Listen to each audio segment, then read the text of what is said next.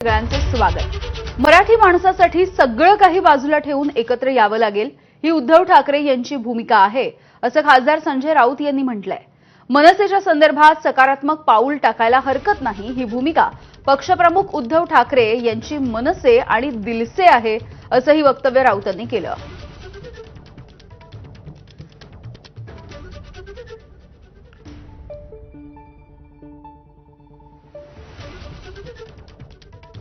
MNS म्हणजे मनसेबरोबर राज ठाकरे यांच्या नातं जोडायला नक्कीच आमची सकारात्मक भूमिका आम्ही त्या संदर्भात ठेवलेली आहे। सर्व जळमट आणि किलमिश दूर ठेवून आपल्याला एकत्र यावं लागेल ही शिवसेना पक्षप्रमुख उद्धव ठाकरे यांची अत्यंत महत्त्वाची भूमिका आहे आणि आपण या संदर्भात सकारात्मक पाऊल टाकायला हरकत नाही।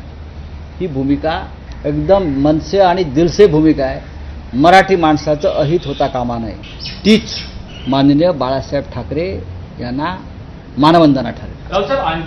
आणि याविषयी बोलूयात मनसेचे नेते प्रकाश महाजन सध्या आपल्यासोबत आहेत। प्रकाशजी, पुन्हा एकदा खरं तर शिवसेना ठाकरेंची शिवसेना आणि मनसे यांची युती होणार का याविषयी बोललं जात आहे।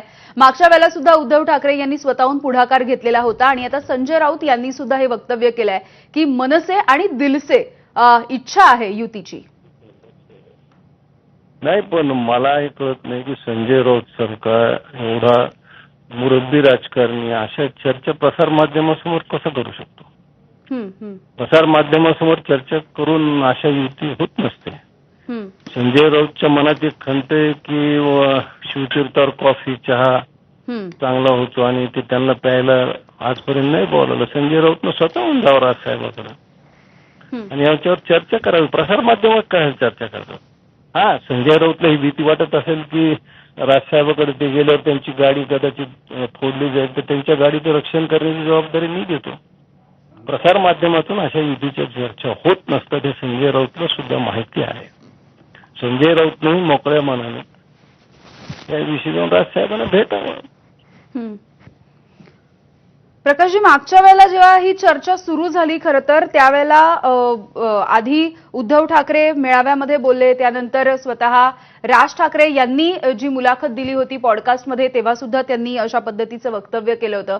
यानंतर हे दोन्ही नेते परदेशी गेल्यामुळे कदाचित ही चर्चा झाली नव्हती, पण आता नेमकी काय भूमिका असू शकते मनसेकडून किंवा मनसेचा नेता म्हणून तुम्हाला नेमकं काय वाटतंय याविषयी?